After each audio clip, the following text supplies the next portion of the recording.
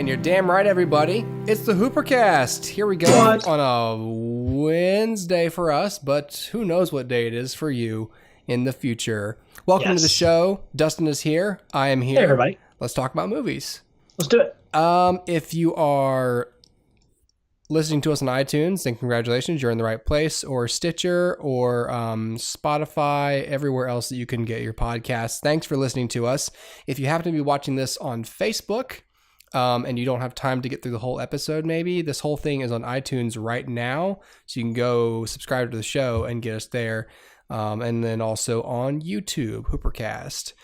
This is the HooperCast Movie Hour. As I said, I'm Connor. Hi, Dustin.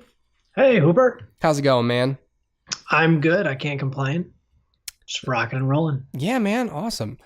HooperCast at gmail.com if you want to email us some questions or comments or maybe even concerns. Phone number 251-333-8732. That's the show phone number if you want to leave us a voicemail, some ideas, complaints, and if you just like to call phones, that's a good number to call. If we like it, we might play it on the air. Yeah, totally. If we don't, we might still play it. I hate this, but everyone needs to hear it. This is important. Anyway, we appreciate you guys tuning in. We love doing the show. And we love it when people tune into the show. So today we got some film news. We do. A few items to sort of talk about, Dustin, because it's been a little bit since I'm confused now. Did we pod last week or did we not? We did. Okay, we did. I couldn't remember. We did. It's just been such a blur lately. Yeah. But since we last podcasted, this was on Monday. We lost Stan Lee. Yeah. The godfather of the Marvel cinematic of the Marvel universe. Yeah. And I'm looking at these images right now on I was trying to find an image of him on Google. And the first article that came up was Stan Lee's legacy has a darker side. Of course, Vox is trying to find. It is Vox, yeah. Like it's the worst things they can. Yeah, it's so stupid. Anyways, yeah, I wanted to talk just briefly about the loss of Stan Lee. It's been it's not one of those things that makes me weep or like really depressed like when Robin Williams died or anything. But like Stan Lee was 95. I think he was fighting pneumonia. Yeah, and to say the least, he had a very good run. So we're probably like the 99,000th show to mention Stan Lee's death in our film news, so we're not going to get too far into it with this. But I guess we'll just say that it's sad that he's gone, but it's really, really good that he got to see all of his his creations come to life on the big screen. Absolutely. And I wanted to find this article because I think was it you who told our group text that Stan Lee had died, or was it John? I think it was John. Yeah. Man, I didn't believe it, but then I was like, he's pretty old. Yeah. Kevin, he was 95. Yeah, 95. There's an article here on Deadline where Kevin Feige there's a couple of quotes from Kevin Feige in here. Where he says that, let's see, where is it? Every meeting with Stan Lee was better than the last. That's been true from the first time I met him when I was 26 years old and on the set of the first X-Men movie. And we were filming his cameo, which in the X-Men, if you remember his cameo, he was a hot dog vendor on the beach when Senator Kelly comes out of the water. Yep. From that time to just 10 days ago at his house, that was one of the most amazing things about Stan, his charisma and his enthusiasm for 95 years, almost 96 years. That spirit was infectious, and that spirit made Marvel what it is. Yep. Definitely the end of an era of Stan Lee. Yeah, for sure. I wrote a little Facebook post, and I basically just said, I'll miss him being a positive force in the world, and and just being goofy and engaging and really energetic and just happy to be there. Yeah, I think that's the biggest thing. I mean, Stan's work speaks for itself, but I think what has often been undervalued is the amount he cared about being out in the public and sort of belonging to the people who enjoyed his work. And so you have this affable sort of like grandfather figure to all of these generations of kids out there who grew up not just reading his stories, but you have to remember Stan also was putting out content beyond his stories that allowed you to get to know him a little bit. And he was such a public figure that I think people felt like they knew him. And so that's what makes this one so kind of personal for a lot of people. Is it's not just, oh, it's sad because he's the creator of Spider-Man, although that is part of it. It's, I kind of feel like I know him. You even the people that have never met him, I've never met him, but I just had this sense that I knew behind closed doors the Stan that was there was probably the same Stan that was in front of the cameras. That Stan was Stan. And so not only was he incredibly creative, incredibly inspiring, just a prolific writer, but also just a great guy who even before social media knew the importance of having a social presence. And so yeah, big kudos to him for a career well lived and a life well lived. He was married to the same woman for 70 years, something like that. 72 years, I think. Which is incredibly inspiring in and of itself. And she passed last year, I believe. Yep, Joan passed, I think, I don't know if it was mid last year or early last year. Yeah, right about a year, maybe a year or a little more ago. Yeah, so just a great guy. And like I said, sort of a grandfather for maybe 2 or 3 whole generations of nerds. So, yeah, great guy. Yeah, Joan died in 2017, and then Steve Ditko died in June. Got it. Yeah. And, of course, oh, God, who's the other guy at Marvel? God, who am I thinking of? Why am I blanking on his name? You think of Jack Kirby? Jack Kirby, but he died in like 1991 or something. He died a long time ago. So a long time ago. He didn't even get to see the early, Marvel films and from other studios. But Steve Ditko got to see, all the way through Infinity War. Mm-hmm. And I'm speculating here, but I'd be shocked if Stan Lee hadn't seen some early cut of Avengers 4, or at least definitely Captain Marvel. With Kevin Feige saying, I had a meeting with him 10 days ago, I'm sure that even if he hadn't seen it, he had read the script. Like of all the people that had access to that script in its entirety, I believe Stan knew exactly where everything was headed. People were saying like, oh, it's sad he's not going to get to see Avengers 4. And it's like, Stan Lee's not like the first in line on, at the theater to watch it. Right, He's privy to some of this information. Yeah. And this footage early on. So I'm sure he at least knew how it ended, and I'm sure he was well satisfied. So yeah, I can't imagine a scenario in which Stan is like, Kevin, you got to tell me something, and Kevin's like, I just can't, man. I can't tell you. Sorry, you're out of the loop. Yeah, sorry, you're just not important enough. It's above your pay grade, Stan. I just can't. Yeah, I read somewhere that Stan, I think Marvel gave him an annual salary of like $1 million a year or something. Pretty much just for being Stan Lee. Right. So he'll definitely be missed. Right. Of course, the first thing I thought of, second thing I thought of was so the cameos, because I remember the reports of we shot it was like a 2 or 3 years ago. It was like he's already shot all of his cameos through. At that time, it was Infinity War Part 1 and 2 or whatever. Yeah. So this article on BGR.com, whatever that is, this article at least says that Captain Marvel and Avengers 4 will probably be his last cameos ever. Yeah. But I would think that I don't know how many he had shot at that point. I thought I read somewhere he had shot his one for Spider-Man Far From Home. I don't know how true that is, because I don't know when.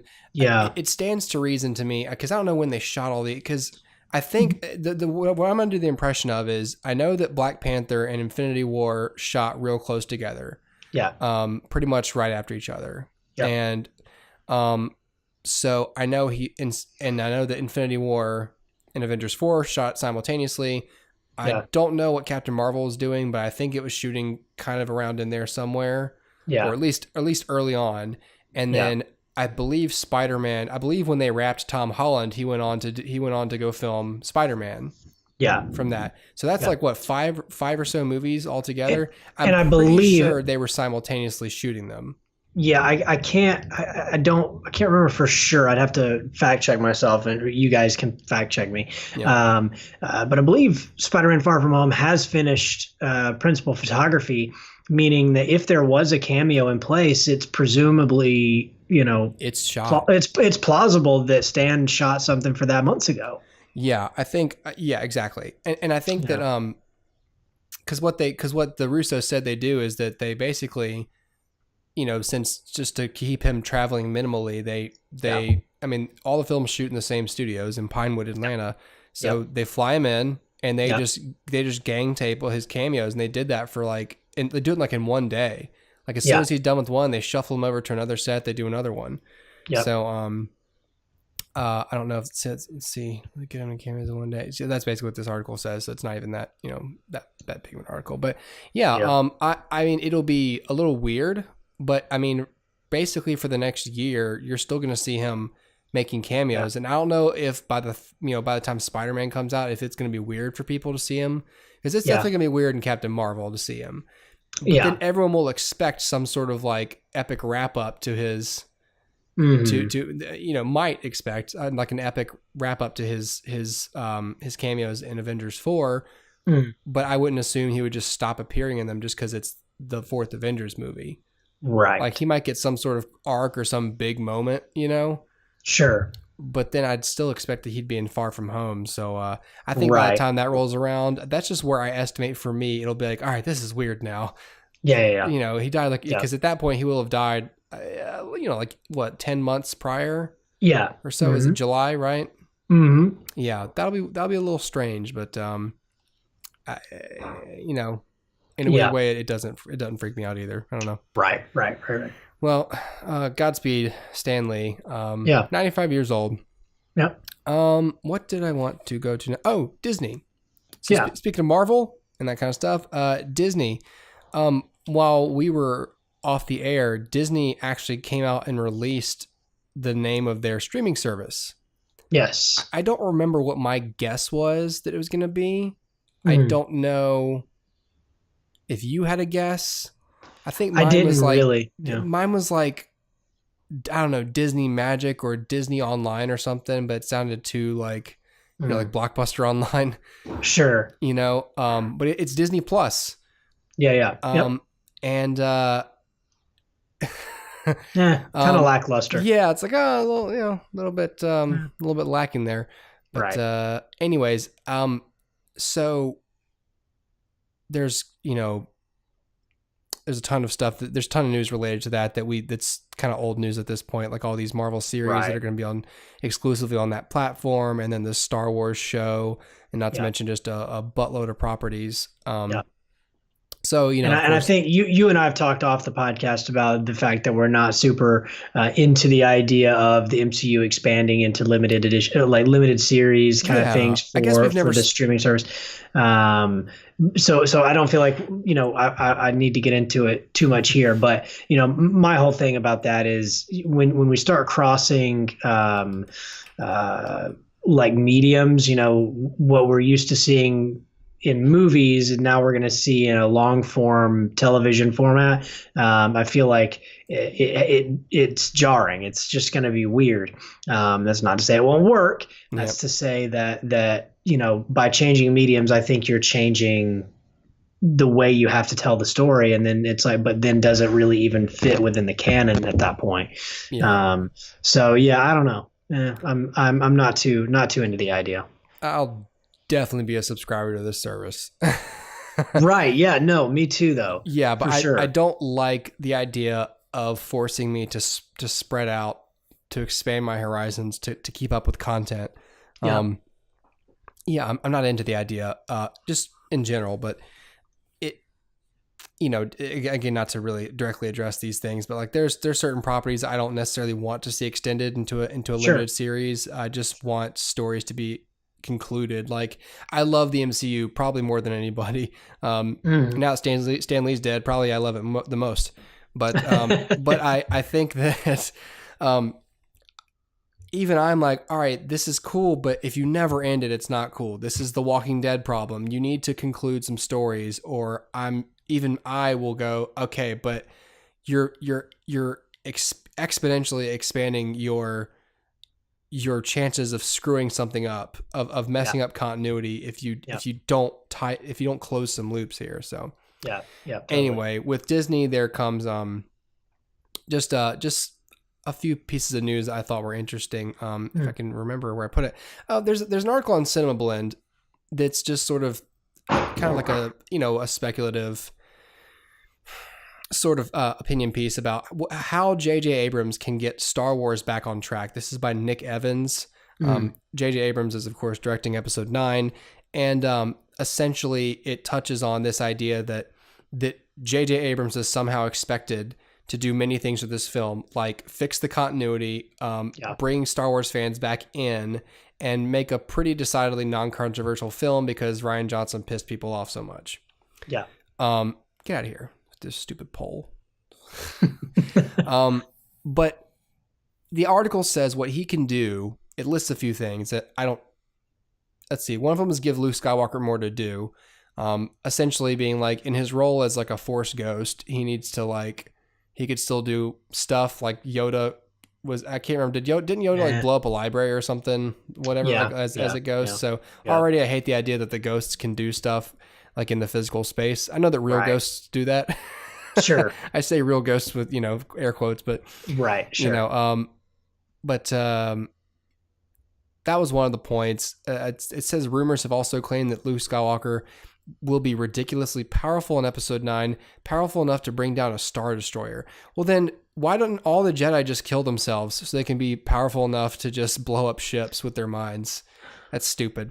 Another point of this was, of course, one of the points is literally, Dustin, I want you to see this, deliver fan service. Oh, good Lord. That's the actual point he thinks that they should deliberately do, is essentially cater to the fan. He pretty much says, deliver as much fan service as possible to his whole thing. It's almost like a political piece. It's like, right now we just got to please the constituents.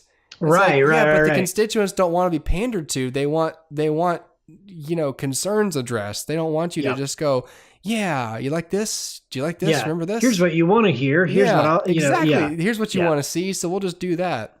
Right. Well, so look, I've not made it any secret that Star Wars is bothering the crap out of me right now. I still have not seen Solo. Yeah. And The Last Jedi, like the article states, was just terrible. So for me, like the whole idea of like, what can JJ do to course correct? It's like, I'm not interested. What JJ can do to course correct is go back in time and fix The Force Awakens. Hey, don't dare him. He'll do it. I would love it. I would love for you to go back in time and revive Carrie Fisher and bring Luke Skywalker back into the fold. Like that, it just bothers me to no end that like everything that you would have wanted for all of these years to happen, none of it has panned out, not a single thing. And that's not to say, because obviously I roll my eyes at fan service. So you don't want to really give people what they want, but you want to at least deliver something that is in the spirit and in the vein of what they want, so that when they get what they get, they're like, oh, that's better than what I wanted. And I don't know, man. It's so like, in a weird way, I kind of like these less than the prequels. It's just so weird. Yeah. Yeah. I don't know. the movies, like the prequels suck. Don't get me wrong. Sure, but the movies are fine. It's just like it's not really. It's just a weird like. Whereas the prequels were totally made just for money and toys and all that stuff. Yeah. You know, you still, I don't know if George Lucas's involvement is any, you know, point added to the prequels, but I mean, I feel like at least he had something in mind for them. He had a direction he wanted to go. Sure. The prequels or this new trilogy is just sort of like all over the place with what they're trying to say. I'm not even sure what they're trying to say with it. This last point, by the way, on this list, modify The Last Jedi's controversial answers. Essentially, he wants them to sort of change continuity. To retcon everything. To retcon some stuff, yeah. Like, this person says, spoiler alert for The Last Jedi, Snoke was killed before his history could be explained, and Rey's parentage, the subject of infinite theorizing, proved anticlimactic. Those were two things I really liked, actually, about The Last Jedi. I appreciate that they just straight up murdered Snoke, because it kind of nicely turned this dumb mythology about him into a giant red herring. I sort of enjoyed that was a big middle finger to the fans. Like, yeah, he's nobody now. Oh, well. And I liked that that Rey's parents turned out to be nobody. Yeah. Although this article points out correctly that because apparently J.J. Abrams had a different idea in mind when he brought up that mystery. So this article is basically saying that he could reverse that and make her parents significant, thereby making what Kylo Ren told Rey like a lie. Yeah. And it's like, well, that would certainly work within. Sure. Like it would make sense that he would lie to her just to try and gain her loyalty. But I sort of liked that. So I hope they've reached a middle ground where it's like, well, they were nobody in terms of like, there are no characters we've ever met before, but those two people ended up being significant to the continuity. But not in a way where it's like their name is Skywalker or anything. Sure. Like I don't want that. See, I don't necessarily mind either of those two things on their own. It's when you get two things back to back and the answer to both of them is nobody. Yeah. That I'm like, now you're screwing with me. Like now you're literally just trying to piss me off. If on the other hand they were like, all right, Snoke is nobody, but here's Rey's parents, and it's like really like huge, and then I'd be like, okay, fine, you know, whatever, or vice versa. But it's just so strange that like that's the answer for both of those. It's like, oh, that doesn't matter. Oh, and that doesn't matter either. Yeah. And to me that just rings of like Rian Johnson being like, I don't care what JJ was doing. And for me, it's like, I guess I'm such a stickler for continuity that I'm like, well, did JJ not give you an outline and say like, here are the rules by which you must adhere? Like, I don't know, like create a show Bible essentially and say this is who her parents are. This is who Snoke is. This is what we're doing. And you can do what you want. Like you can still have the moment where where Kylo Ren says your parents are nobody. And then in 9, it's revealed, like you said, that they are somebody. Yep. You know, whatever. That doesn't necessarily like contradict what's in the Bible there. But by doing both of those things simultaneously, it sounds more like Ryan wasn't given anything and that he was like, yeah, whatever. And that I hate. The more I read about The Last Jedi and Rian Johnson, and after that Red Letter Media video, just with all that stuff, like the behind the scenes, like just his general attitude, just this giddy, like, let's fuck something up today. Like it seemed more and more like he was just like sort of super giddy to flip the table over. And it's like, oh, that kind of gleeful like destruction of something just to be controversial in a way. It's like, oh, okay, like look, I'm all for sticking it to Star Wars fans to an extent, but but I'm not the director of the film. right. You know, and if I were directed if I were hired to direct this film, that's not what I would have done. No. It's so strange because when you do something like this and you piss off the fans, the question is, if by doing that you've like garnered a whole ton of new fans, like you've opened it up to a new world. And what you might compare this to is maybe what JJ did with Star Trek.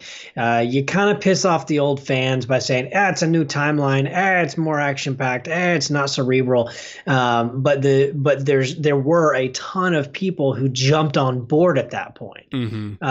So it's kind of like the ends justify the means. But here you lost the fans, and I don't hear anybody who wasn't a fan before being like, that really won me over. I really think I'm going to give Star Wars a chance. Right. And so I'm just like, you just kind of lost like whatever the objective was, you failed. Yeah. This last, There is a point that he makes way back in the Luke stuff where he says something like, now, I think Mark Hamill is in episode 9. Yeah. So, to what extent, obviously we don't know if he's just going to be a Force ghost, if they're going to do some flashback sort of stuff. Sure. This guy mentioned like you could do some pretty effective flashbacks with showing how, showing the Luke Skywalker that we've wanted to see for 30 years, which is like a lot more true to his younger idealistic principles. While simultaneously being pretty powerful in a physical way, and show him sort of bringing up this young Jedi Academy, and then sort of getting a little bit more of what sort of happened before everything went wrong. And in that sense, you could still deliver the Luke Skywalker we wanted to see while staying true to one, like the arc that we've already had him go through. Yeah. In The Last Jedi, and also the fact that he's dead and we don't want to make him super duper powerful as a dead guy. You could still deliver on what people want to see and keep it true to continuity and character. Yeah. So and I thought that was a pretty valid point. Sure. But yeah, that story's on Cinema Blend. I'm certainly curious to see episode 9. Yeah, sure. But I pretty sincerely can say that's the only other film that I would be interested in seeing in this series. I mean, we've talked on and on about this series, but like, I mean, the only thing I would really even want to see is this one. I don't want to see a Boba Fett film. I don't want to, the only film I would have been remotely interested in seeing, the Obi-Wan Solo film, was they went to the trouble to come out and say that's definitely not happening. Right. Of all the films that we're not making, we can definitely say we're not making this one that people want to see. Right. Exactly. So stupid. Right. Even Simon Pegg, there's an article here. I thought this was pretty interesting, on Consequence of Sound, where Simon Pegg went on a podcast and he was asked about what he thought of The Last Jedi. I don't know why this isn't loading, but he basically said, yeah, I miss George Lucas. And, I mean, he's not like in the movies or anything, but for someone who's, I mean, he's in the Star Trek movies. He knows JJ. I mean, like he was in The Force Awakens. Was he? Yeah. That photo there is from The Force Awakens. He played the alien that like gives Rey her money when she brings in parts. That was him. Wait, the big alien? Yeah. Oh, wow. Yep, that was him. That's really weird, isn't it? Well, yeah, for him just like that stormtrooper that she does the Jedi mind tricks on. That was Daniel Craig. Yeah. Well, yeah, it was something called some other dude's podcast, and yeah, he just said there was he said the whole thing is just eating itself in a hideous cultural soup. And I thought that was a really telling sentence, because that's pretty much what we've been saying. Yeah. It's just eating itself. Yeah, pretty much. Because we've gotten to the point now where like people, like even the general public is not as excited about Star Wars movies. Yeah. And I really just can see anytime there's like a promo or anything, there's like this whole like, oh, I recognize that song. I recognize the music. And then there's the graphics for it. But like, there's nothing about, like, if you ask them, like, what do you like about these movies? I don't know if anyone could really tell you at this point. Yeah, no. I still have people insisting that Rogue One was good. Like, I'm sorry, it's not. Yeah. Not a good movie. Right. Yeah, anyway. Well, can we, sorry, did you have anything else to add on that one? No, just I'm tired of Star Wars. Yeah, me too. Let's talk about something else. Okay, let's do it. I wanted to let's see. I'm gonna skip this story here. Do you remember back when the Academy Award, the Academy Awards were like, they added all those new categories, and one of them was Best Popular Film, and everyone was like, "What? Excuse me?" Yeah. Like, and they're like, "Oh, never mind. Sorry, that was a bad idea. That was dumb. Sorry." Yeah. So there's an AV Club article that says apparently the Academy president is still determined to make that thing happen.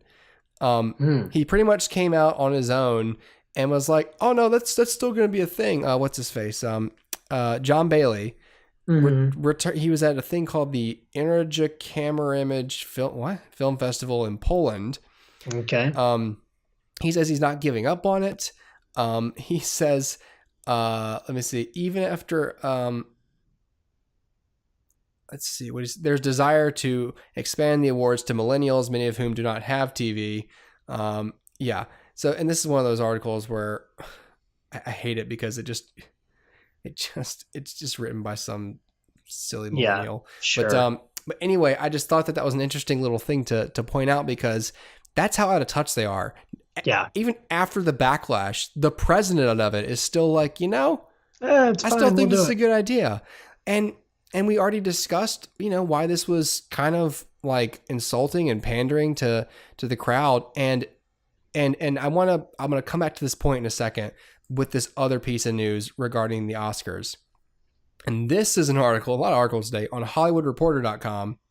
And it's a longer piece by Rebecca Keegan that's called How the Oscar Race Became a Referendum on Netflix. And it's about those 4 films that Netflix is producing that they're going to put in theaters for 3 weeks before, like a limited 3-week run in theaters before they just, before they take them out of theaters and release them on Netflix. Yeah. And essentially how the reason they're doing that seems to be so they can be Oscar eligibility. Right. Yeah. And then this article is about how a bunch of people in the industry are like, that's underhanded, and they're trying to make it seem like they're essentially like it's a bunch of people being mad at Netflix for, oh God, where's the quote? Is this the one? I'm sorry. I thought I had the, let's see, the paragraph pulled up. Netflix is pulling a big con, says one Academy member in the executives branch. They're trying to buy their presence and identify an identity as a film company without playing by everybody else's rules. They don't want to take the risk of having bad box office numbers. They're going to make assertions about how fantastic the crowds were, but there will be no dollars. There's no credibility because there's no accountability. He's referring to Netflix. It's doing something called forewalling, which this says is a strategy akin to self-publishing in the cinema world, in which a distributor pays theater owners. By forewalling, Netflix removes the burden of revealing any unfavorable box office numbers, blah, blah, blah. So maybe it's a little bit about that, but it came off more to me as like, no, we are just producing content and you're not considering it for Academy eligibility simply because it's not in theaters. So between what the president said about the popular film category and what's happening here with Netflix, Dustin, isn't this supposed to be about art?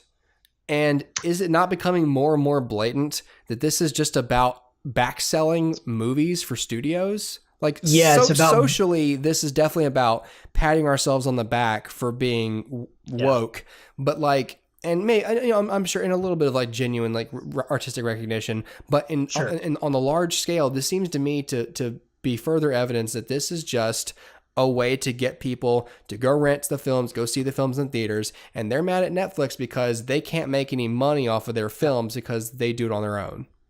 Yeah, I feel like yes, it's about backselling. It's also about just the politics of it. Like, oh, we nominated you last year, so you owe us one, or you know what I mean? Like there's this sort of like behind closed doors kind of mentality that's really weird. Now, what's weird that they're shutting Netflix out. So the case in point that I would make here is Roma. Roma is directed by Alfonso Cuarón. It is a hugely artistic film. It's something that the Academy should be eating up. And yet they're not based on, this old standard that you have to show your film in theaters. What this shows me is that Netflix is willing to do what they have to for eligibility, and that the Academy is just mad that they're doing whatever it is that they have to do. And so if there wasn't this initial like stonewalling by the Academy, then Netflix wouldn't even be doing the four wall theater thing. Does that make sense? Like it's almost this cycle where Netflix is doing what they're doing that the Academy doesn't like, because the Academy won't let them in because they're doing what they don't like. And it just like continues on and on and on and on and on. But at the end of the day, how, other than the fact that they don't release theatrically, how is Netflix different than any other studio which puts up money and gives money into the pockets of a filmmaker to produce a film that Netflix then makes money off of? It's exactly the studio system. It's just not theatrical. The money doesn't come from that. The money comes from other places. Yeah. And so don't ask me all where that is. It's gotta, I assume it's not just for memberships. There's gotta be something else in it. I don't know the business model, but what I do know is that it seems exactly the same to me. It's just, there's this sort of like optic of, oh, well, you weren't in theaters, so you don't count. Right. But that has to start changing. We're in an era now where Netflix and Hulu and Amazon are going to be creating original content, and they're going to be doing that for years to come. Maybe that is what's just going to be. Maybe that's going to be the standard, and the Academy is going to have to bend on that rule and say, you know what, it doesn't really matter where you exhibit your film, just that it was produced and it was readily available and consumable by a large audience, and if it meets that qualification, then it's eligible, and that opens the doors to a lot of stuff that the Academy probably doesn't want to open it up to. So they're just going to have to rethink the way that this all is going to play out, the same way that everybody's been rethinking everything else. So yeah, I feel like we're just in a weird cycle right now. I always go back to when you and I were in film school. We started in 2007, and in 2007, I specifically remember, or maybe it was 2008, we started our actual film classes in 2008. Yeah. And in 2008, I specifically remember a professor saying, A, we had to learn film because that wasn't going anywhere, and look at that. And B, the professor saying, literally a professor telling me, not me, but the class in general, that there was no future in streaming, that YouTube isn't going to be anything. The film festival model isn't going away. Yeah. And look where that is. And that's no slight to, our education. That's the fact that this is still brand new. Yep. This moved onto the scene so fast that the Academy has to be a little more proactive in saying, why really are we not allowing this into the big boys table? Mm-hmm. And how can we be more inclusive to say, look, Alfonso Cuarón, talented filmmaker, deserves every bit as much clout as anybody else who will be nominated this year. Why are we keeping him out? Why are we keeping this film out? And so yeah, I don't know. I think things are just changing, and the Academy's not quite ready to change, in order to match. It just seems like it's like if the studio system and Netflix were people and not studios, this would be considered racism. You're not one of us, so you're not allowed to be eligible. Yeah. I mean, that is what it would be. That's exactly the same argument. It's like you're not a studio, so you don't get to be eligible for an Oscar. It's like, well, if the Oscars are about getting people in theaters, which you won't overtly admit, then yes, I guess that's technically right, which would still be wrong. But their whole argument is, well, this is about art. It's like, well, what about this isn't artistic? Alfonso Cuarón can make Harry Potter and the Prisoner of Azkaban a critically acclaimed film that, just, all things being equal, is eligible for Oscars, but he makes a film, a very personal and smaller and artsier film called Roma, but just because he does it on Netflix, the same guy's movie is not eligible for an Oscar, but a blockbuster film about a boy wizard is. Right. See, this is Children of Men it gets nominated for Oscars, but Roma doesn't. Exactly. This is the equivalent of like a nice restaurant saying you have to be in like a blazer to get in. Yeah. And then you go and you borrow one of their blazers and put it on. And then they say, we don't like the way it looks on you. You still can't come in. Yeah. And it's like, but I did what you said. Yeah. And the only reason I did what you said is because I tried to get in. And that it's just a cycle, man. Yeah. I mean, what Netflix did was like, well, okay, we'll meet the bare minimum requirements. We'll put this in theaters for as short a period as possible. And we'll do it our way. Yeah, and we'll do it our way. And it's stupid. Anyway, I don't like this, and I don't like the way that the Academy is treating it. Yeah. It's stupid, and I can't wait for the Academy Awards to just change. I want it to basically. I want the Academy Awards to eat some psilocybin mushrooms, and then I want it to just sit there and go, oh, why did I do that? Why did I act like that? And I want it to come out of it, and I want it to make amends with everyone. I want it to go, God, I was such a jerk. I don't know why. I was holding back all these feelings. I don't know why I was causing all this conflict, and I just want to love everybody. And I want them to come out and just go, hey, you know what? Netflix, of course you're eligible. I don't know why I was so afraid of your talent. Like, I think it had something to do with my mother, and I want some admissions from them. Like, this was all about commercialism, and it's stupid, and we're going to try and be really objective about this, as objective as art can be. But we promise it will no longer be about commerce or social justice or money. Yeah. God. But that'll never happen. No, never happen. So, anyway, there's that. Let's, I think that was all the stuff I had.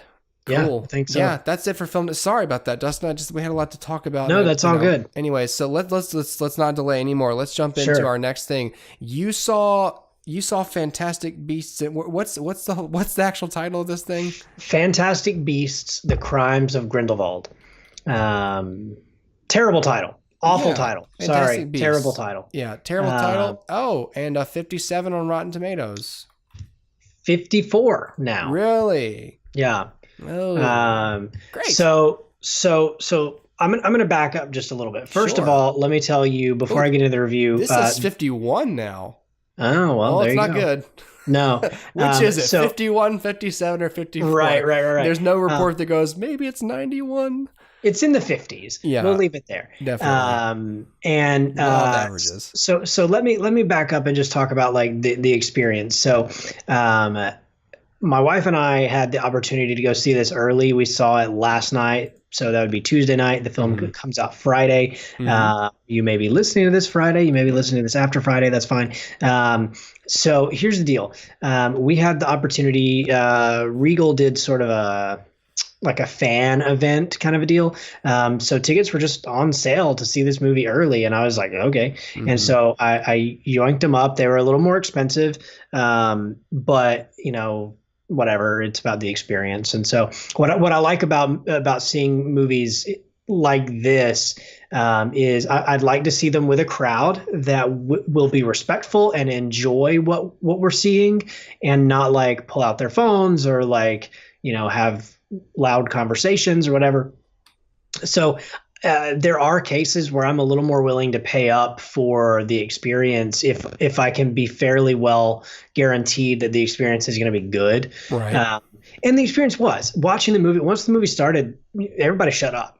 Right. And when it was funny, everyone laughed. And when it was scary, everyone gasped. And that was great. That's what movies are supposed to be.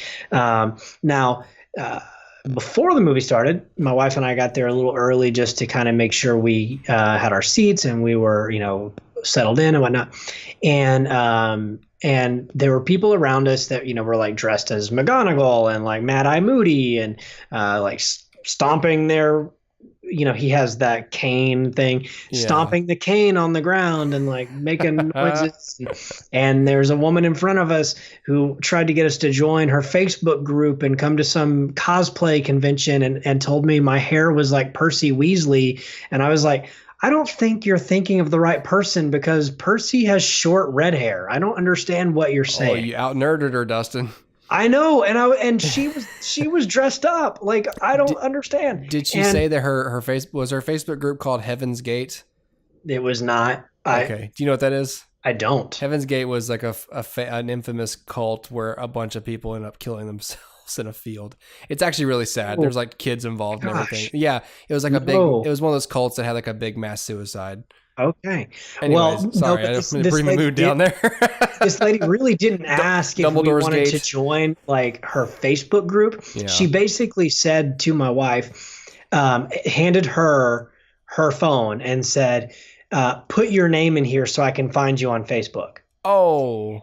And it's just like, this God. Is not okay. So anyway, that's sort of the experience leading up to it. And I was just like, oh God, please just start this movie early so the social interaction is done and we can just watch the movie.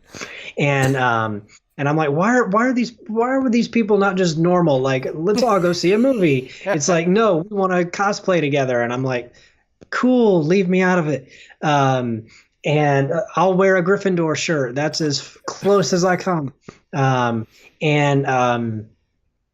Anyway, so that's the experience. That's how we got to see it a little early. Right. Nothing fancy. I didn't get invited because I'm somebody important or whatever. I just bought tickets. I said, are you Dustin Weldon from the HooperCast? Come right in. Come right in. Oh, yes, of course. Yeah, and then they gave me, a $500 check for a good review. Nope. And they're not about to get one. So, so here's what happened, right? So, I'm also going to very quickly run over my thoughts of Fantastic Beasts and where to find them. Right. The first film in the franchise I thought was okay. I thought, it doesn't really have any reason to exist. I was going to say, the movie's fine, but wholly unnecessary. Yeah, there were parts that were interesting and parts that I thought were incredibly hokey and uninteresting. Yeah. And so there were stuff here that I was looking forward to. Like, okay, the trailer shows Hogwarts. And I'm like, cool, I would like to see Hogwarts again. The trailer shows Jude Law as young Albus Dumbledore. And I'm like, great, I would like to see that. That sounds great. Mm-hmm. And so there are certain things going on that seems very interesting to me. But I want to put it like this. And I saw there's an article on Forbes. The headline is Fantastic Beasts 2 is a franchise-killing disaster. I was looking right at it. This is written by Scott Mendelson. There's two more next to it by GameSpot and News.com. They are titled Fantastic Beasts: The Crimes of Grindelwald Review the new worst Harry Potter movie, and the other one says Fantastic Beasts: The Crimes of Grindelwald is a hot mess. But I prefer the Forbes title. That takes the cake. Yes, franchise killing disaster. So here's the deal. J.K. Rowling, from what I understand, worked out some deal with Warner Brothers whereby she would write the script and Warner Brothers couldn't say a word. Like, they could not say, like, I don't think this is a good script. They had to do what she said. Okay. And so clearly that's a great plan.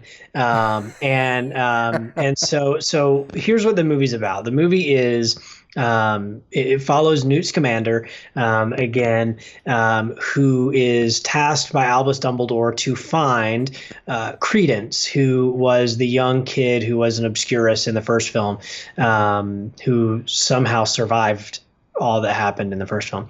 And he seems to be in Paris. So Albus Dumbledore says, hey, Newt, I need you to go over there because I can't go. I need you to go for me.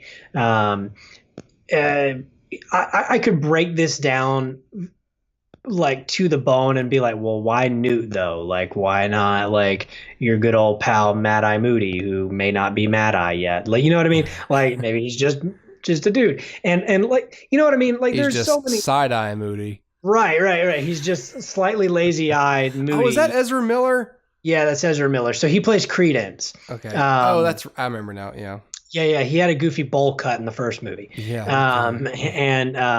And so the whole thing with him is in the first film, he was from an abusive home, and his mother, or adopted mother, foster mother, made him repress his wizarding, abilities. And when you repress your wizarding abilities, it can create this, like this thing that festers inside of you and then explodes in this big fit of rage. It's called an obscurus.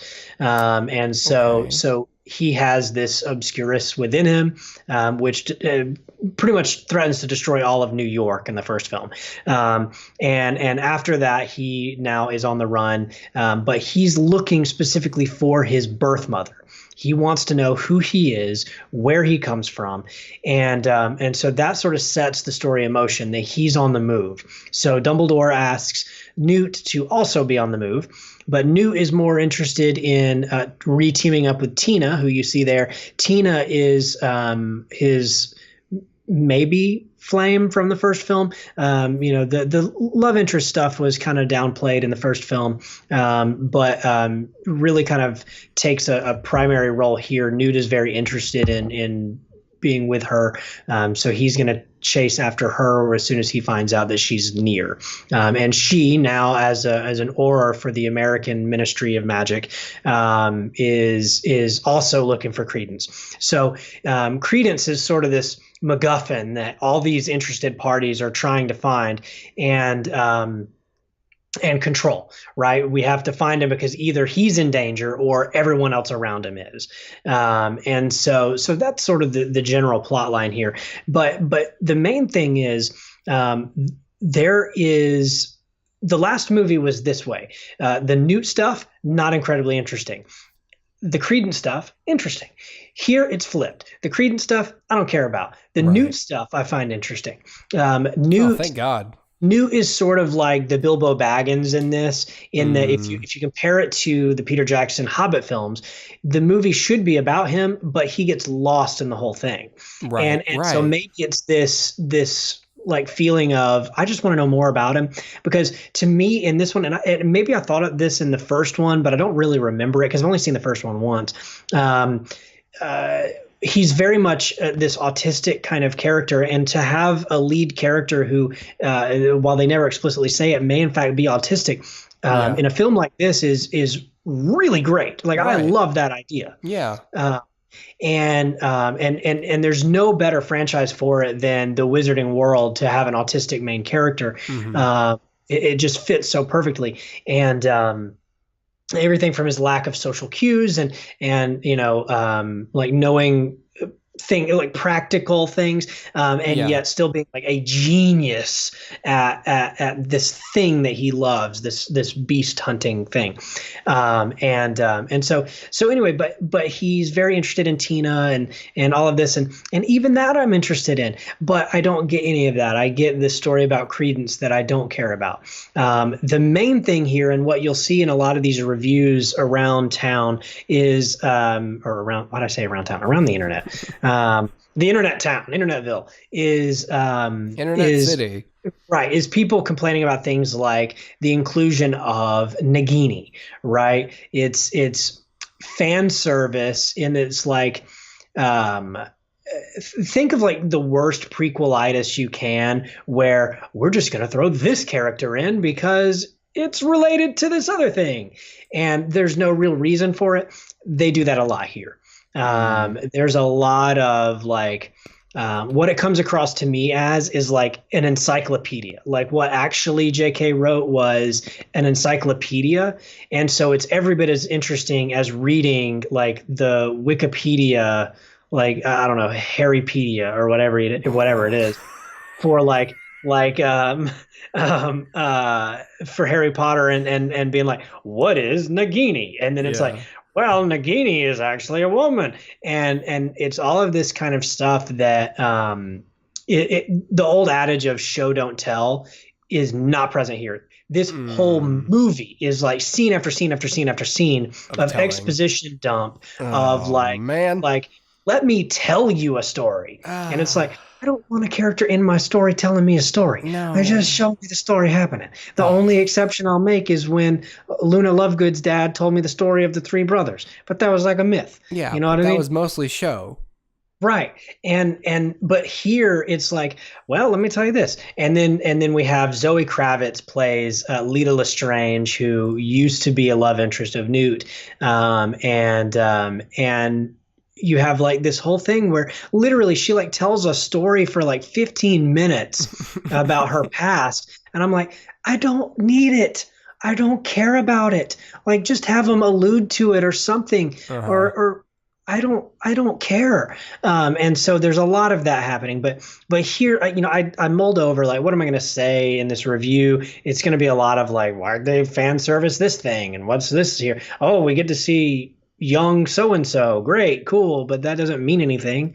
But what it boils down to for me on the filmmaking side of things is this is not only one of the worst directed films I've seen recently, it's also one of the worst edited films I've seen recently. When my wife and I came out of this movie, she said, "What did you think?" And I said, "I felt like I spent most of that movie confused." And she said, "Me too, but I thought maybe I missed something." And I was like, "No, it was so poorly directed." Like, this is such a nerdy thing to talk about, but like spatial relationships are non-existent. Somebody like normally you start a scene with like a wide shot so that like I get the spatial relationship of the room and of the people in it. And so when you cut to the close up of Newt looking screen left, I know who he's talking to because I know who's standing over there. But this movie doesn't do that. It is utterly confusing. And in one of the not the opening scene, but like after the title logo, that next scene is like filmed in close up for no apparent reason, which feels so claustrophobic. Even Johnny Depp's confused. Like, what? Right. He's like, why are we doing that? Why? I don't understand this shot. Why? Right. I'm just so confused as to how David Yates, who I know is a great director, how this is so bad, because there's like action scenes that I'm like, I don't know what's happening. I don't know where anybody is. There's one scene in particular that I can't talk about without spoiling, so I'm not going to give you any of the details, but when you see it, maybe you'll connect the dots and know which one I'm talking about. There's a scene towards the end where all of these storylines that are very disparate kind of come together, and this scene goes on for so long that and the coverage is so bad, the actual like camera coverage is so bad that I don't know who's in this room and who isn't. So then when it cuts to a character doing a thing, A, I don't know if that person is in this room. Yeah. B, I don't know if this is a flashback. C, I don't know what's going on. And then it's revealed like by the subsequent shot that this is like chronologically occurring. Right. And I'm like, whoa. I didn't even know he was in the room. And it's stuff like that I'm like, how did I not know that he was there and that this was occurring chronologically? Right. Another good example with that same character, you know how sometimes like a movie will have like a character go to a place and then like a hand with a gun comes into frame behind him, and then the guy turns around and sees the gun, and then you like cut to like the next scene and it's somewhere else doing something else, and you know we're going to come back to that character, and it'll be, like it just leaves you on like a little cliffhanger for a scene or two, right? Of like, whose hand was that? Who has the gun? Whatever. It's this. That's what happens in this. There's a character who's walking, and then a hand comes into the frame, and he's holding a wand, and the character turns around and sees the wand pointing at his head, and then it cuts. And I'm like, okay, so the next thing that we see from this character will be picking up from here. But it doesn't. And I still, to this day, one day later, don't know whose hand that was. It's like they forgot. It's like they completely forgot that they ended it on that cliffhanger. And I'm like, I don't know if you just lost a scene in like on the editing room floor or like what, but it is so terribly edited and directed. I cannot get over it. And I just don't get it. Now, all of that aside, I have to complain about the story for a second. Not only is there fan service for the sake of fan service, not only is the A story that is the most interesting story actually not even the A story because it's not even given any time, but not only is the title called The Crimes of Grindelwald, but we don't see any of his crimes in this movie.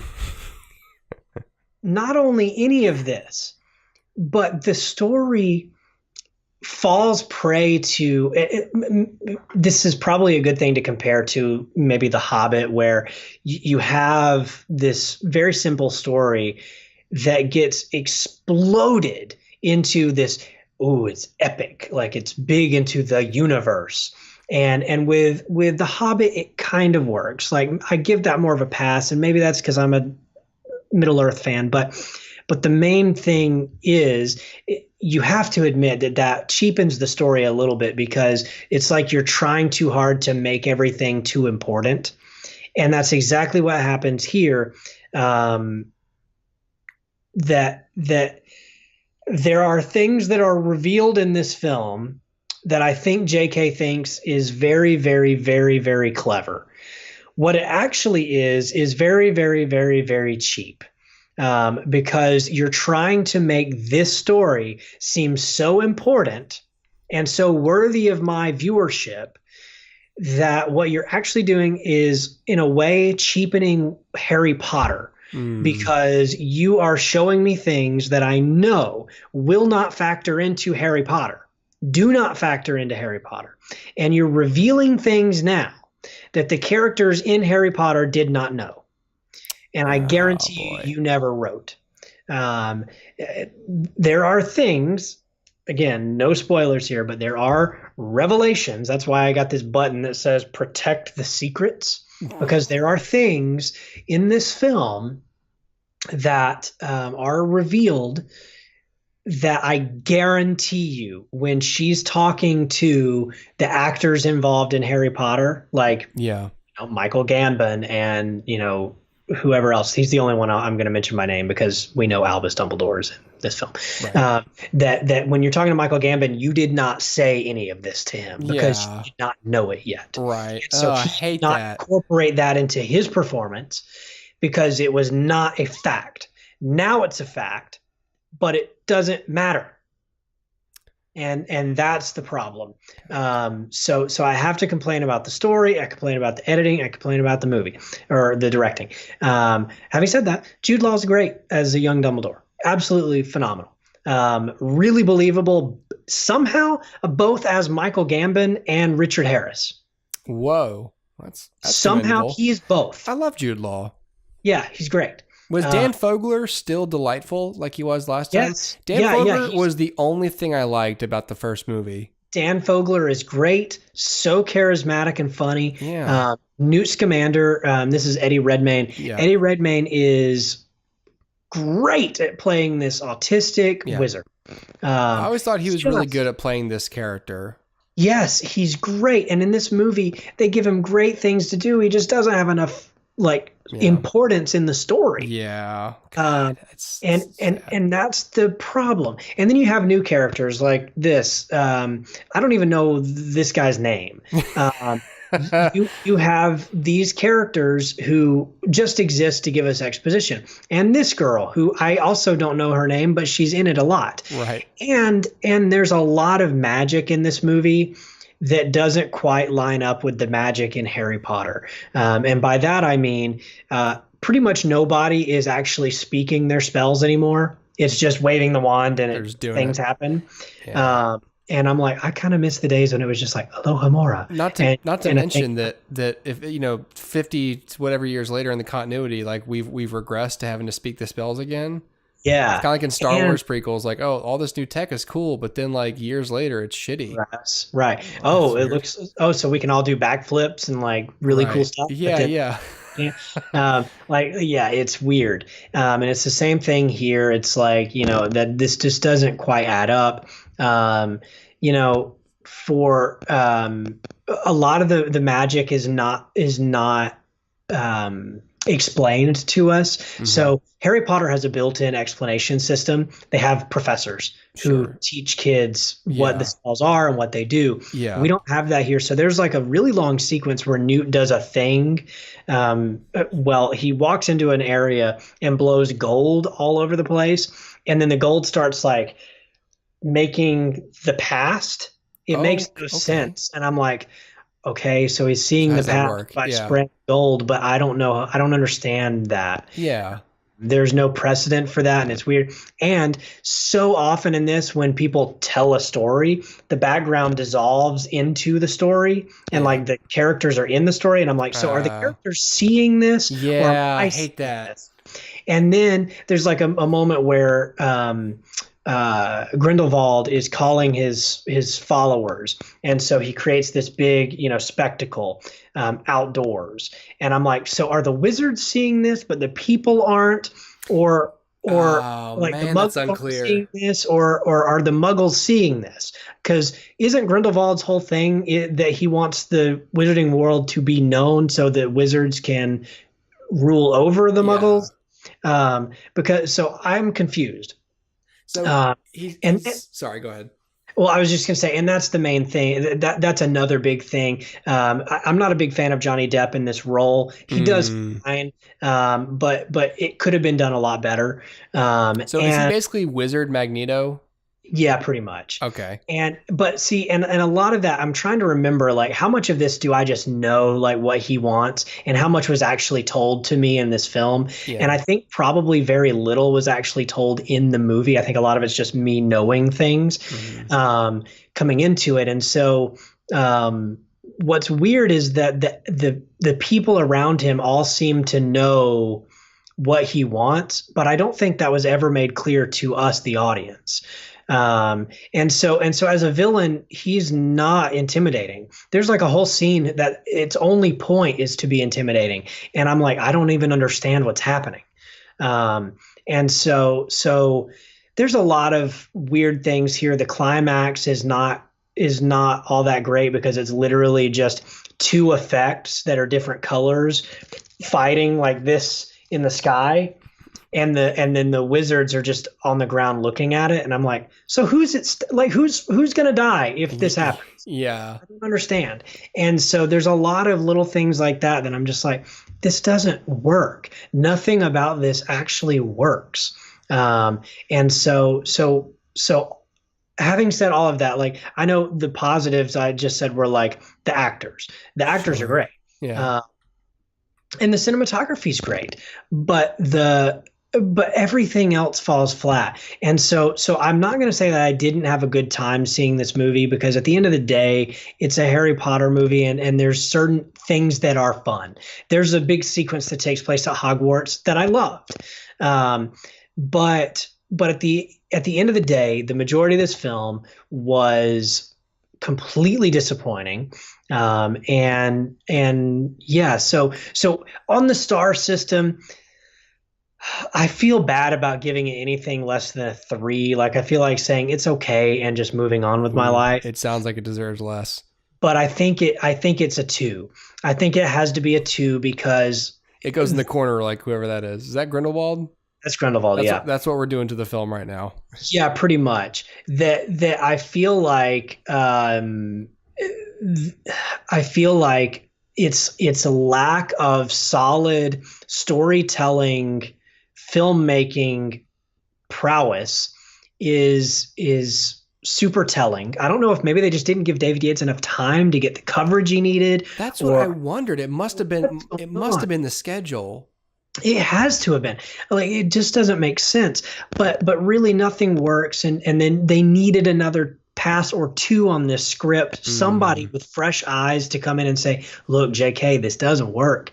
Like, it may work in a book, but 2 different colored lightning storms fighting each other, it's not exciting. It's not cinematic. That's an iTunes visualizer. That doesn't do me here. And so you just needed that, and they didn't have it, and so anyway, all that to say, if you're a Harry Potter fan, I think you should see it. Clearly, this is going to be a 5-movie franchise, whether we like it or not. And it could be argued that this is just that middle chapter that's really boring and doesn't have a story to its own, because it's literally just setup. And so the Crimes of Grindelwald exists to set up in the 3rd film what the Crimes of Grindelwald will be. Like, we'll see the crimes next time. But at the end of the day, if you're a Harry Potter fan, see it. you will probably like parts of it. And if you're not a Harry Potter fan, don't bother, because this isn't going to change your mind. This is the lowest rated, Rotten Tomatoes score wise, film in this franchise. I think the lowest Harry Potter film is Order of the Phoenix, which has like a 77, and I think the first Fantastic Beast has like a 74, and then this is down in the 50s. It may drop lower. This isn't going to change your mind if you're not a Harry Potter fan, and if you are a Harry Potter fan, it may just make you mad because some of these revelations are not like, ooh, cool. It's like, oh wait, why didn't I already know that then? Like, if it was so important. And so, you know what? While I'm on that point, I'll finish out with this. This is the best way I can describe this. Do you remember after the books were done, how JK kind of took to Twitter and to like blogs or whatever to like tell you more about Harry Potter, in which it was revealed that like Dumbledore was gay and who married who and blah blah blah blah blah. Right. Yeah. In the future, like, ooh, Neville marries whoever, and it's like, yeah, but that doesn't matter because it's not in the books. Like, I don't care. That's what this movie feels like. I thought she was terminally ill when she was doing all that. I was like, uh-oh. Right. She's catching us all up before she disappears. Before she dies. Yeah. So that nobody can do anything with the franchise once she's dead. And so I think this is the equivalent of that. It's just a vomit of facts. And there's very little story at all. Now, having said that, maybe the third movie is going to redeem it. I don't know. Maybe this is the boring middle chapter. But as of right now, it is the boring middle chapter. So if you were already on the fence and saying, like, I just don't think I want to see this in theaters, then don't. Just rent it. That's and where I'm at. Yeah, and if you are like, I just don't know that I even want to see it, then don't see it. Like if you're gonna sit out the next 3 movies, then sit out the next 3 movies. But if you're like me and you're a completionist and you're like, I want to watch the whole thing because it's a part of it, then watch the whole thing. But just go in with low expectations here. It's frustrating, and it's going to leave you feeling like this is better suited for like a limited series on Netflix, where an episode like if this was a 60-minute episode or a 45-minute episode, you could just forgive it because you can just go right on to the next episode and like the story continues. So I don't know. Anyway, all that to say, I know I've been rambling. I have a lot of thoughts, and I would absolutely love, once you see this, Hooper, to come back to it. It's one of those movies I told my wife I kind of want to see it again because I feel like either I missed something or this movie's a lot dumber than I think. Right. And I want to know which it is. And so I'll probably see this again just for the sake of it, but I would love to talk about it again once we can get into more spoilers and really, really dig deep and say, why this, why that, what's the motivation here, why are these people involved in this, and when we can break it down that way. So maybe we'll revisit this on another HooperCast, but for now, not exactly a glowing recommendation. Yeah, I know that I'm going to end up seeing this because the only reason I saw the first one is because my wife wanted to watch it. And I remember telling her, I was like, look, I'm just not interested in seeing this, and whatever. And it was fine, but I was still like, the next one better be better or it's going to lose me. Yeah. And I'm looking at all these reviews and just hearing, what you're saying about it, and so I already was like, if I hear that Johnny Depp is great as Grindelwald, I'll see this. I'll see this film because I think that he has that sort of potential to elevate, the material, and he, judging by what you're saying, he doesn't here. And that was really the only reason. I mean, of course there was Dan Fogler and other things, but I was like, well, Dan Fogler made a movie that I didn't like that much tolerable. It sounds like he does the same, but like, it's just the problems are bigger than the abilities of the actors here. And, I'll tell you this too about Dan Fogler. He has less to do in this movie than he did the first. Oh boy. He steals the scenes. He's just not in very many of them. Yeah. What is the I want to read what the Rotten Tomatoes actual summary says, but yeah, man, I'm not. Well, I love Harry Potter. Let's see. Here's what it says. Okay, it has glimmers of the magic familiar to Harry Potter fans, but the story spell isn't as strong as earlier installments. Okay, that's a real generic way of saying it was worse. Yeah, like it's one of those things where I love the Harry Potter films, and I was really against this series to begin with. Yeah. And it has nothing to do with Harry Potter, and it shouldn't. It was one of those things that was like, oh, well, it's almost like I was being offered two choices. Like, well, do you want to see a prequel series about Harry Potter, or would you rather not involve him at all? And it's like, well, I'd rather you not do it. If you're going to do it, then don't involve Harry Potter, because I don't want that story messed with, But it's like, okay, we're going to make a whole new character, but we're still going to affect some of the characters, and here it is. It's like, oh, cool. I don't care about anybody. Yeah. And I don't care about them. I don't like this mythology. And like you said, it's like they're messing with continuity and stuff. And no, it just seems like a no to me. But I will end up seeing it because it's going to come out on Redbox, and my wife's going to want to watch it. And nothing I say is going to stop that from happening. So I guarantee you at one point we will sit down and dissect this further. Yeah, maybe we can do a commentary on it, because it's just one of those movies that you can look at and scene by scene just say, but why though? Why? Yeah. Yeah. Why are we filming this in close-up? Yeah. Yeah. All right. Well, that's the crimes of Grindelwald. Apparently, one of the crimes of Grindelwald is the production of this film itself. Correct. All right. Well, that's going to do it for the HooperCast tonight, everybody. Come back next week. We'll be here talking about other film news, other films, and maybe some TV as well. Yep. There, that's Letterboxd, HooperCast, 251-333-8732, HooperCast@gmail.com. Relatively soon, maybe even HooperCast.com. No more blog posts. I decided I wanted to sleep, so sorry.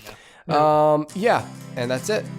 Thanks, guys. Thanks for listening. Thanks for watching. Come back. Goodbye. Bye.